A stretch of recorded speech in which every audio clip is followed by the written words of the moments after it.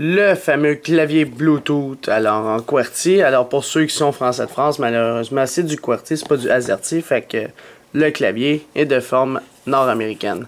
Alors là, premièrement, vous avez le clavier Bluetooth, vous l'avez reçu. Alors c'est pour votre iPhone 4 ou votre iPhone 4S. Ça permet de le slider sur le côté comme les anciens cellulaires, puis d'avoir un clavier vraiment physique pour taper. Alors ça marche par connectivité Bluetooth. Alors premièrement, il s'ouvre comme ceci, fait que tout ce que vous avez à faire, c'est le lever comme ça. Vous avez un petit manuel qui dit, bon, ça marche par Bluetooth, blablabla. Alors ça, vous avez le petit manuel qui dit d'aller dans Général, Réglages, là tu vas te connecter. Par la suite, je vais juste sortir ce qu'il y a de plus important dedans. Vous avez le petit fil pour recharger votre case Bluetooth. En même temps, ça vous sert de pochette. Et vous avez la pochette Bluetooth. Fait que si je la sors, ça ressemble à ça.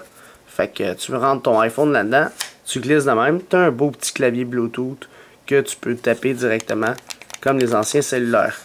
Alors ici, ça te dit les configurations.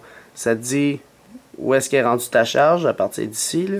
Par la suite, le power switch, le on, le off, le charger. Fait que le charger, c'est ce port-là. Et par la suite, le pairing button, ça c'est pour la connexion. Fait que tu t'appuies dessus pour faire une nouvelle connexion. Fait que si on regarde, mettons que je vais mettre, je sais pas moi, mon iPhone 4. Fait que je le mets dedans. Fait que ici on a accès à tous nos boutons, en haut aussi, en bas aussi. Puis c'est sûr que l'iPhone devient la moitié plus gros, mais c'est parce que vous avez un clavier. Fait que c'est un petit peu normal. Fait que si maintenant on le recharge un petit peu, puis ce qu'on fait, c'est qu'on doit le mettre à on. Alors là, tu le glisses vers la droite pour le mettre à on en premier. Deuxièmement, tu dois appuyer sur le pairing button ici pour faire une nouvelle synchronisation. Alors là, tu appuies dessus. Mais premièrement, il faut aller dans les réglages général, puis dans les connectivités Bluetooth. Fait qu'il faudra le mettre à on en premier. Alors Bluetooth à on, oui. Puis là, ça marque appareil détectable, recherche. Puis là, il faut que tu appuies sur le pairing button pour qu'il puisse le retrouver. Mais soyez sûr avant que votre appareil est chargé. C'est pour ça que moi, je vais le brancher en même temps que faire les manipulations. Fait que j'ai juste à défaire ça. Brancher dans un port USB de mon ordinateur. Ce que je fais à l'instant même. Alors, je le branche dans un port USB. Par la suite, je le branche ici, directement. Alors, ça, c'est pour le recharger. La petite lumière va apparaître comme quoi il est en charge. Fait qu'une fois que c'est fait, vous avez le Bluetooth ici. Puis, il va rechercher votre appareil. Une fois qu'il est rechargé, ça va afficher le petit bouton vert ici. Fait qu'il va devenir vert. Je l'ai laissé toute la nuit pour le recharger. Par la suite, le Bluetooth. Si je m'en vais dans le périphérique Bluetooth, il est en mode recherche. Fait qu'il est en train de rechercher le périphérique Bluetooth. Avec un crayon quelconque, vous devez le mettre à on, premièrement. Fait que même avec votre main, vous pouvez le mettre à on comme ceci. Par la suite, appuyez sur ce bouton-là et le maintenez.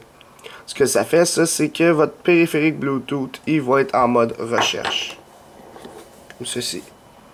Vous appuyez dessus et il devrait être connecté. Fait que ça dit que le code PIN, puis entrer. Fait qu'il faut juste attendre. On rappuie.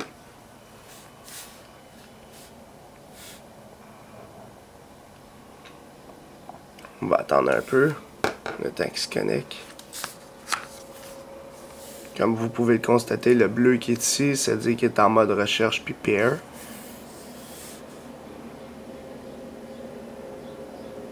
Fait qu'on rappuie dessus, puis il va nous donner un code.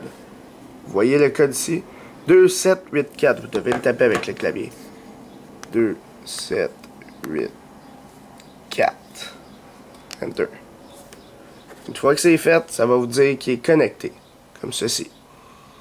Une fois connecté, eh bien, on peut retourner en arrière, puis fermer ça. Je peux fermer mon petit Bluetooth comme ceci, mettre mon iPhone maintenant, comme ceci. Ça devient mon périphérique Bluetooth.